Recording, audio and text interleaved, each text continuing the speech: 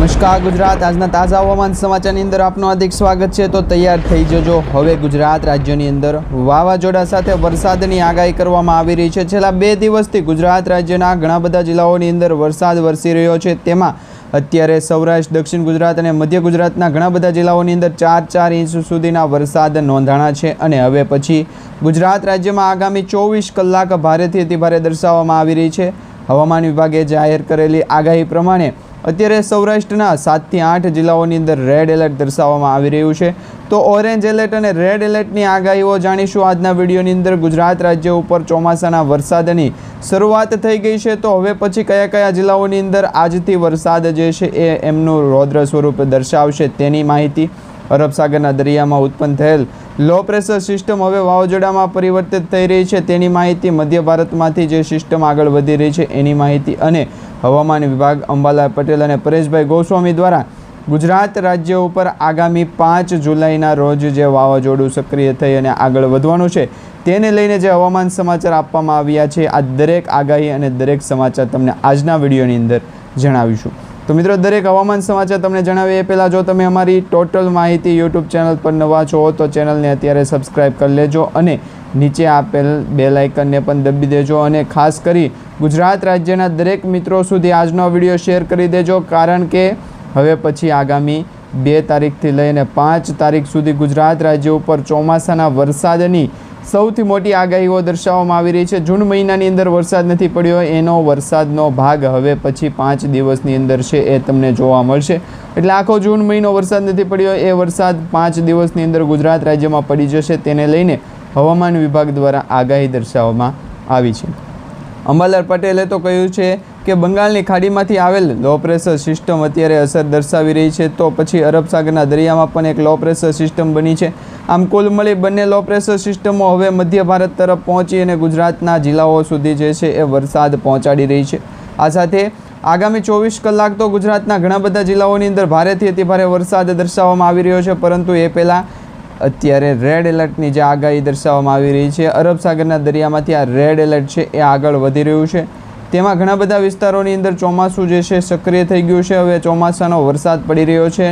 આ સાથે જે વીજળીના કડાકા ભડાકા સાથે આજે રાત્રિના તમે જોજો, કારણ કે ઘરની બહાર નીકળતા પહેલાં તમે આજનો વિડીયો પણ પૂરેપૂરો જોજો।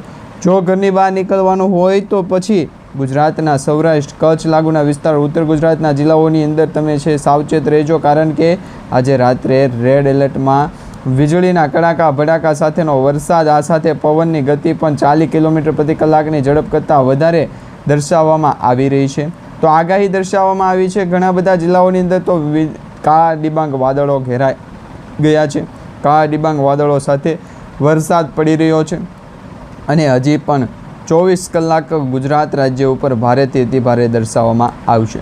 તો અત્યારે તો દક્ષિણ ભારત તરફથી આવેલી જે વેસ્ટર્ન ડિસ્ટર્બન્સની આગાહી છે એ અત્યારે દરિયાના પટ્ટી વચ્ચે એટલે કે બેંગ્લોર, મદુરાઈ, ચેન્નઈ, પોંડુચેરીથી લઈ મદુરાઈ વિસ્તારના જે લાગુ પડતા વિસ્તારો છે, મુંબઈ લાગુ પડતા વિસ્તારો છે, બેલગાવ છે, આ સાથે ગોવા અને કોકણના વિસ્તારોની અંદર ચોમાસું જે છે એ પહોંચ્યું ત્યારથી આપણને આગાહી દર્શાવવામાં આવી હતી, એલ્ટિમેટ જાહેર કરવામાં આવ્યા હતા। હવે રેડ એલર્ટની તમને આગાહી જણાવે કયા કયા જિલ્લાઓની અંદર વરસાદ પડવાનો છે। તો મિત્રો, આજે રેડ એલર્ટ સાથે ગારિયાધાર છે, લાઠી છે, અમરેલી જિલ્લાની અંદર રેડ એલર્ટ છે, પાલિતાણા, સિહોર, વલભીપુર, જે ઘણા બધા એવા ગામડાઓ છે કે ત્યાં વીજળીના કડાકા ભડાકા સાથે આજે રાત્રિના વરસાદ પડશે। એ પછી રાત્રિ પછી વહેલી સવાર 2 તારીખની વહેલી સવાર છે ત્યારે પણ વરસાદ પડશે અને અરબ સાગરના દરિયાની અંદર જે પવન ફૂંકાઈ રહ્યા છે તેના કારણે રાત્રે વાવાઝોડા જેવા પવનો પણ ફૂંકાવાની શરૂઆત થઈ જશે। તો તમે આ વિડીયો કઈ જગ્યાએથી જોઈ રહ્યા છો, તમારા ગામનું નામ, શહેરનું નામ, વિસ્તાર કે પછી જિલ્લા, તાલુકાનું નામ નીચે કમેન્ટ બોક્સમાં જણાવી દેજો, જેથી કરીને આપણા બીજા અન્ય મિત્રોને પણ સાચી માહિતી છે એ તમારા થકી મળી જાય। મિત્રો, અત્યારે રેડ એલર્ટ લગભગ સૌરાષ્ટ્રના દરેક જિલ્લા, દક્ષિણ ગુજરાતના દરેક જિલ્લાઓની અંદર દર્શાવવામાં આવી રહ્યું છે। હવે આ રેડ એલર્ટ છે એ ભાવનગર, અમરેલી, ગીર સોમનાથ, વેરાવળ, પોરબંદર, જૂનાગઢ, જામનગરના વિસ્તારોની અંદર છે। તો દક્ષિણ ગુજરાતની વાત કરવામાં આવે તો ભરૂચ, સુરત, નવસારી, તાપી, ડાંગ તેમજ રાજપીપળા, આમોદ અને આહવાના વિસ્તારોની અંદર રેડ એલર્ટ છે, એટલે કે રેડ એલર્ટની આગાહી દર્શાવવામાં આવી છે। રેડ એલર્ટમાં ભારેથી અતિભારે વરસાદ, પવનની ગતિ અને ચોમાસાના પ્રકોપના કારણે જે છે એ હવે પછીનું નક્ષત્ર કયું શરૂ થવાનું છે તેના સમાચાર જણાવીએ તો મિત્રો મૃગશીર્ષ નક્ષત્ર પૂર્ણ થયું, ત્યાર પછી આદ્રા નક્ષત્ર શરૂ થયું હતું.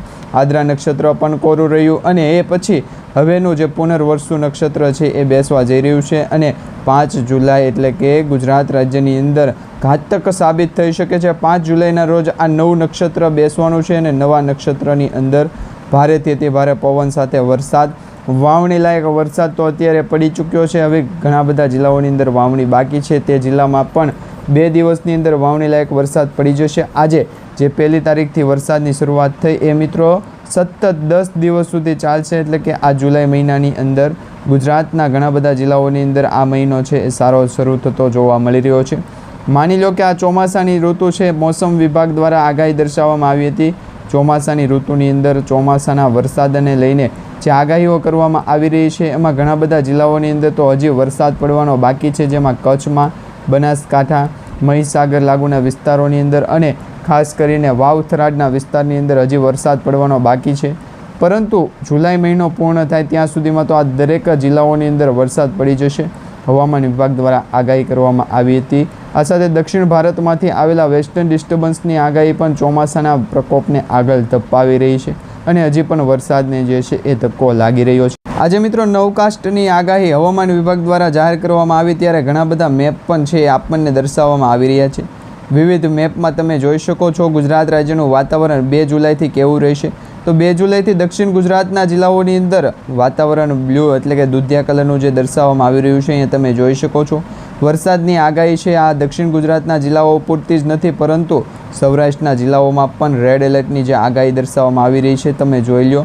અરબ સાગરના દરિયામાંથી આવેલી આ સિસ્ટમો હવે પછીના ગણતરીના દિવસોની અંદર ભારેથી અતિ ભારે પવન સાથે વરસાદ વરસાવશે. મોસમ વિજ્ઞાન વિભાગ અમદાવાદ કેન્દ્ર ખાતેથી પણ આ આગાહી આપણને જાણવા મળી છે, જેમાં કચ્છ, વાવથરાદ, બનાસકાંઠા, પાટણ, મહેસાણા, સુરેન્દ્રનગર અને ગાંધીનગરના જિલ્લાઓની અંદર 4 તારીખના રોજ વરસાદ પડવાનો છે. આ સાથે દક્ષિણ ગુજરાતના જિલ્લાઓની અંદર તો 1 જુલાઈથી વરસાદની શરૂઆત થઈ ગઈ છે અને 10 તારીખ સુધી વરસાદ ત્યાં પડતો રહેશે, એટલે કે ત્યાંના ખેડૂતો માટે અને નગરજનો માટે પણ સૌથી મોટા સમાચાર છે.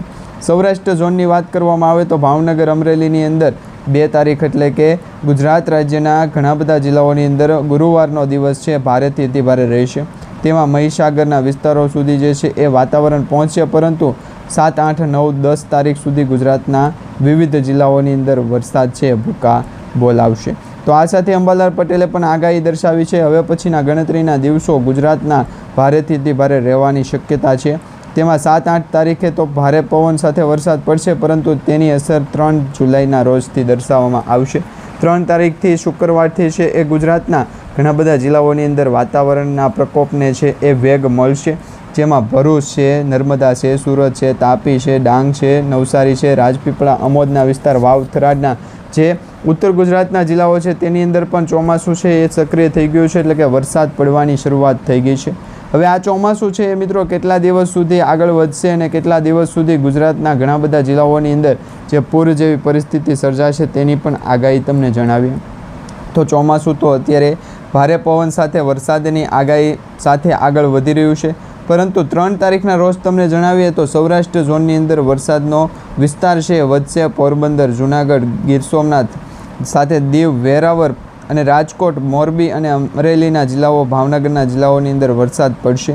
3 જુલાઈના રોજ જે છે એ આ જિલ્લાઓની અંદર વાતાવરણ છે એ વધારે સક્રિય થશે. આ સાથે દક્ષિણ ગુજરાતના મધ્ય ભાગના જિલ્લાઓની અંદર જેમાં આણંદ, વડોદરા, છોટાઉદેપુર, પંચમહાલ અને દાહોદના 5 જિલ્લાઓની અંદર રેડ એલર્ટ છે જાહેર કરવામાં આવશે. તો બીજી તરફ દેવભૂમિ દ્વારકાથી જામનગર, મોરબી, સુરેન્દ્રનગર અને બોટાદ આ 4 થી 5 જિલ્લાઓની અંદર પણ હજી વરસાદ છે એ ભૂકા બોલાવશે. એટલા માટે કહેવામાં આવી રહ્યું છે કે આગાહીકારો દ્વારા જ્યારે પણ આગાહી કરવામાં આવે ત્યારે તમારે આગાહી સાંભળી લેવી પડે. જો આગાહીકારો દ્વારા સાચી આગાહી થતી હોય તો જ અત્યારે વરસાદ પડી રહ્યો હોય, કારણ અગાઉના આપણે મહિનાની અંદર આપણે જોયું હતું કે અંબાલાલ પટેલ અને પરેશભાઈ ગોસ્વામીએ ચોખ્ખું કહ્યું હતું કે ગુજરાત રાજ્યમાં ચોમાસાના વરસાદની શરૂઆત થશે, પરંતુ જુલાઈ મહિનાથી શરૂઆત થશે. આજે એમાં પણ આપણે છે એ સાચું માનવું પડે. જુલાઈ મહિનાની શરૂઆત થઈ અને ગુજરાતના સૌરાષ્ટ્ર ઝોનની અંદર ચોમાસું છે એ આગળ વધ્યું.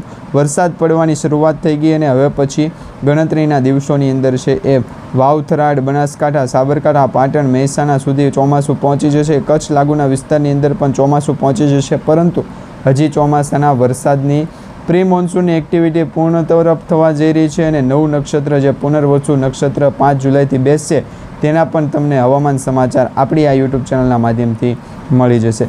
ખાસ અરબ સાગરના દરિયામાંથી આવેલી જેટલી પણ સિસ્ટમો છે તેના દરેક હવામાન સમાચાર તમને જણાવતા રહીશું. વાવાઝોડા અંગેની પણ માહિતી તમને છે એ અમારી આ યુટ્યુબ ચેનલના માધ્યમથી આપતા રહીશું. ખાસ કરી અમારી યુટ્યુબ ચેનલ સાથે જોડાયેલા રહેજો, ચેનલને સબસ્ક્રાઈબ કરી લેજો.